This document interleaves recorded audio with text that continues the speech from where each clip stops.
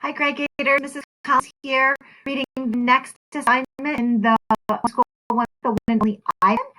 I am up to the Thursday, March 12th assignment, pages 121 to 134. Please look, follow along, and I'll get started.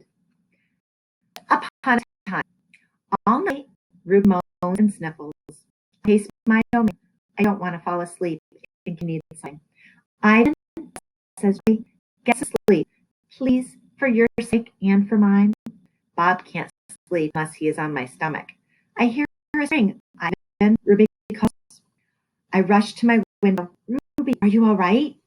I miss Aunt Stella, Ruby sobs.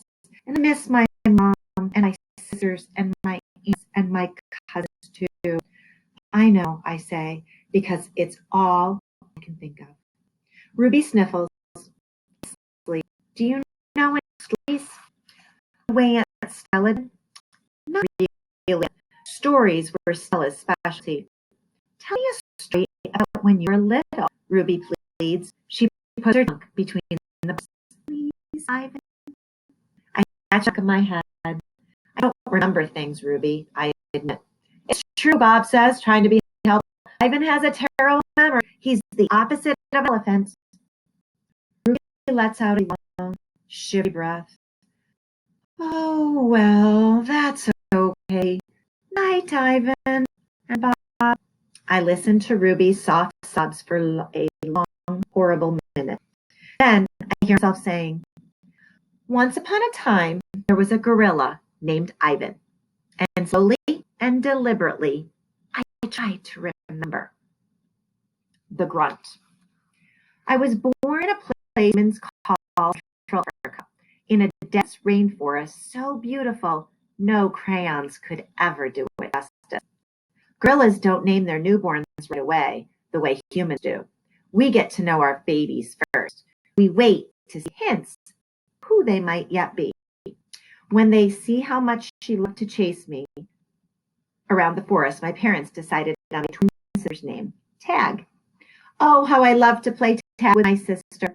She was nimble, but when I was close, she would leap onto my unsuspecting father. Then I would join her, would bounce on that and give a grunt. The rooting pig sound meant enough. That game never got old, although my father might have disagreed.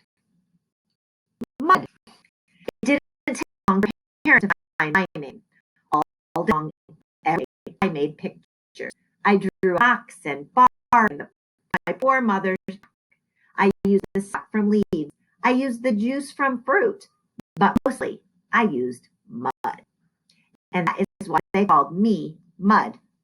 To a human, mud might not sound like much, but to me, it was everything. Protector.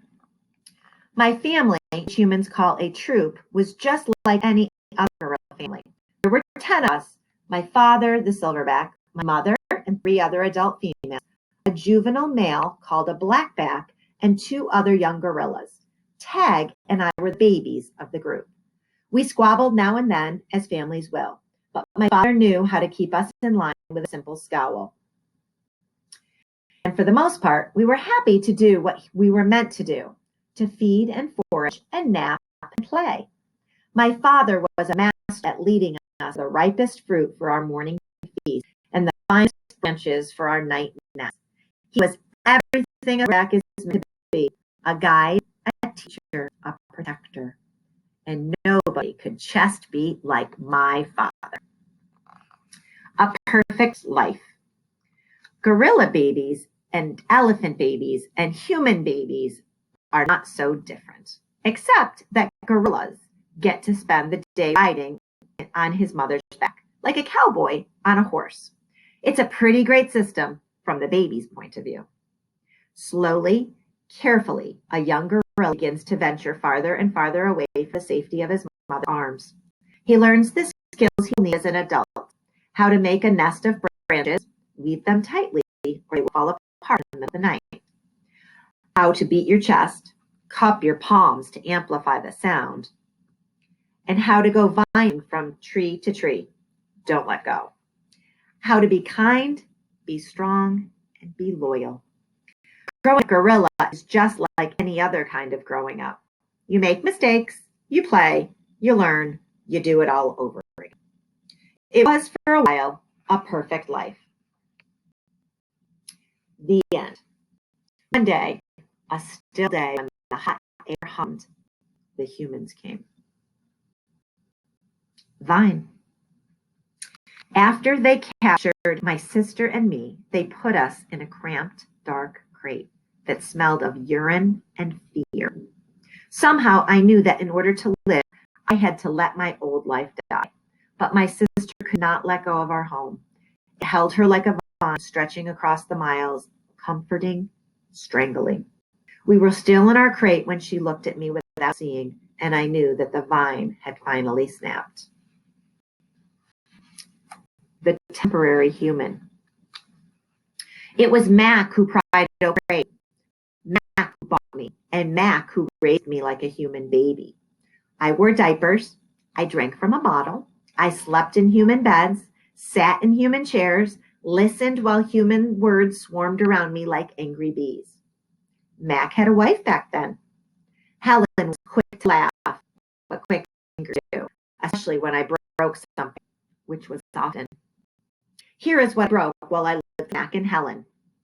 1 crib, 46 glasses, 7 amps, 1 couch, 3 shower curtains, 3 shower curtain rods, 1 blender, 1 TV, 1 radio, 3 toes, my own.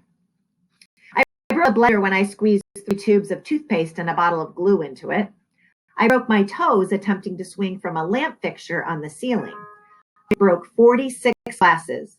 Well, it turns out there are many ways to break a glass. Every weekend, Mac and Helen took me in their convertible to a fast food restaurant. They ordered me French fries and a strawberry shake. Mac loved to see the expression on the cashier's face when he drove up and said, "Could I have some extra ketchup for my kid?" I went to the baseball games, to the grocery store, to a movie theater, even to a circus. They didn't have a gorilla. I rode a little motorbike and blew out candles on a birthday cake. My life as a human was a glamorous one, although my parents, traditional sorts, would not have approved. Hunger. In my new life as human, I was well fed. I ate lettuce leaves with Thousand Island dressing and caramels and popcorn butter. My belly ballooned. But hunger, like food, comes in many shapes and colors. At night, lying alone in my pajamas, I felt hungry for the skilled touch of a grooming friend, for the cheerful grunts of a play fight, for the easy safety of my nearby troop foraging through the shadows. Remember what happened to Tag. I told myself, don't think about the jump. Still, sometimes I lay awake for the warmth of just like asleep in a night nest of under prayer plant leaves. I liked having sips of soda poured into my mouth like bubbling waterfalls. But every now and then, I long to search for a tender stalk of arrowroot to fill the tease of a mango just out of reach. And that concludes reading up through page 134. I hope you enjoyed hearing about. Keep reading, Gators.